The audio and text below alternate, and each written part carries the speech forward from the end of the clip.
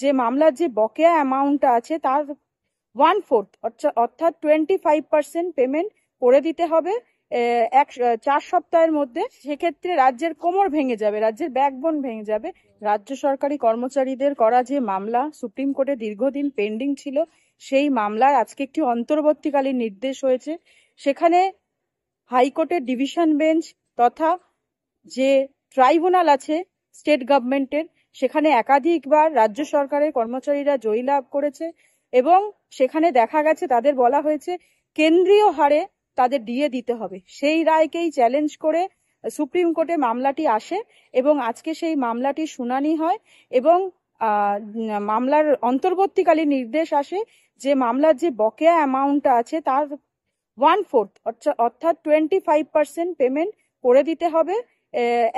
4 সপ্তাহের মধ্যে এবং পরবর্তী শুনানির দিন ধার্য হয় আগস্ট মাসে। এখানে বলা বাহুল্য যে ইনিশিয়ালি যে বিচারপতিদ্বয় ছিলেন তারা 50% এর প্রপোজাল দিয়েছিল যে 50% অ্যামাউন্ট ডিসবার্স করতে হবে যে রাজ্য সরকারি কর্মচারী আছে তাদের, কিন্তু রাজ্য একটি মন্তব্য করেন এবং সেখানে বলেন যে বিচারপতিদের কাছে তারা আবেদন রাখে যে 50% যাতে না দিতে হয় এবং তারা সেটাকে রিডিউস করার কথা বলে এবং সেখানে একটি মন্তব্য করেন যে সেক্ষেত্রে রাজ্যের কোমর ভেঙে যাবে, রাজ্যের ব্যাকবোন ভেঙে যাবে এবং সেই জন্য জজ সাহেব সেটাকে কনসিডার করে আপাতত 25% ডিএ ডিসবার্সমেন্টের অর্ডার দিয়েছে। 4 সপ্তাহের মধ্যে এই ডিএটা ডিসবার্স করে দিতে হবে এবং অর্থাৎ বলা যায় যে রাজ্য সরকারি কর্মচারীরা যারা দীর্ঘদিন ধরে এই মামলার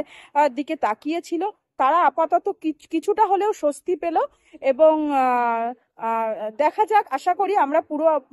50% বা 25% নয়, আমরা পুরো 100%ই রাজ্য সরকারি কর্মচারীদের যে এনফোর্সেবল রাইট যেটা ডিএ, যেটা রোপা রুল অনুযায়ী তাদের পাওয়ার কথা, সেই হারেই তারা পাবে এবং তারা সুপ্রিম কোর্টের দরবারেও তারা জয়লাভ করবে এবং দেখা যাক পরবর্তী মামলার হিয়ারিং এ কি।